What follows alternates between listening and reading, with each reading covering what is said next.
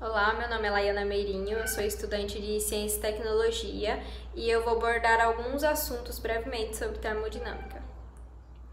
A gente vai começar falando um pouquinho sobre conceito de temperatura, que no básico do mais básico, que é o que a gente conhece, seria quente e frio, ou mais quente ou mais frio.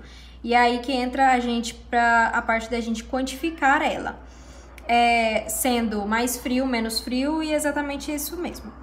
E aí a gente entra nas escalas de temperatura, onde a gente vai ter a temperatura em graus Celsius, a temperatura em graus Fahrenheit, que eles foram duas pessoas que eles simplesmente decidiram fazer uma escala, por exemplo, Celsius a partir do zero e assim foi. Já quando a gente entra na temperatura em Kelvin, ele fez todo um estudo com a pressão e ele achou num gráfico onde a pressão, onde estava a pressão zero, que seria 273,15 graus Celsius, e foi aí que ele fez a escala dele térmica. E aí a gente tem o básico das conversões escalares, que seria temperatura. Para você achar a temperatura Kelvin, você faz temperatura em Celsius mais 273,15. E para você achar a temperatura em Fahrenheit, você faz a divisão de 9/5 da temperatura em Celsius mais 32. Agora a gente vai falar um pouquinho sobre calor. O calor ele é basicamente energia mecânica. E aí a gente tem essas formulazinhas, né? Que seria quantidade de calor é igual a capacidade térmica vezes a variação de temperatura, ou, que também é igual, a massa vezes o calor específico vezes a variação de temperatura. Quando a gente faz ele pela capacidade térmica, a gente está dependendo de como o sistema está variando. Já quando a gente faz ela usando o calor específico, a gente depende basicamente só da substância. E aí a gente tem essa também outra formulazinha, que é quando a gente usa por calor latente, que seria o L.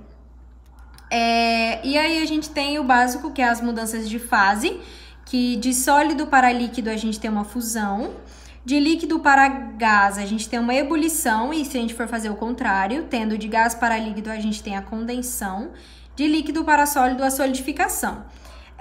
Após o gás, a gente não tem nenhuma fase mais específica, então provavelmente sempre que a temperatura continuar subindo aqui, a gente vai sempre continuar tendo gás. E tá. Agora eu vou falar um pouquinho sobre a primeira lei da termodinâmica.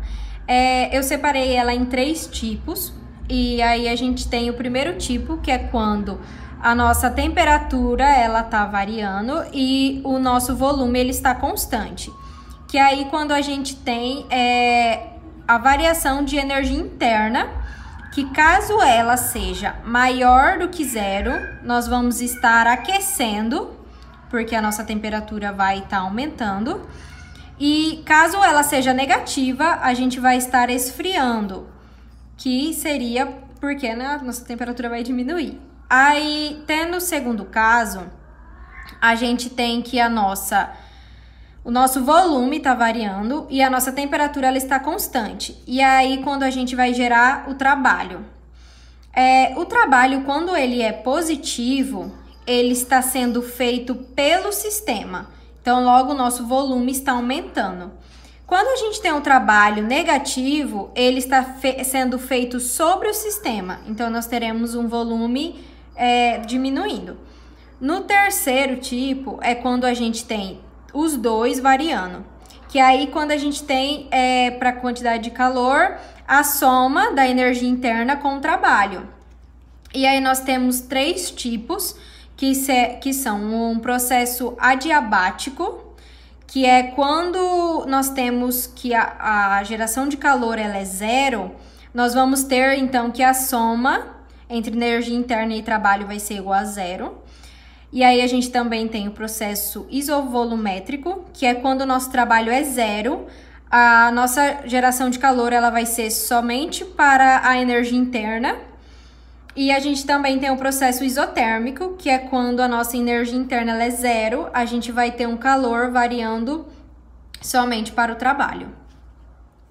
E agora a gente vai falar um pouquinho sobre a lei zero da termodinâmica, ela é uma lei bem simples, que é quando nós temos dois corpos, A e B, e eles estiverem em equilíbrio com outro corpo C, logo logo eles estarão em equilíbrio térmico entre si. Um exemplo disso seria nós pegarmos três corpos.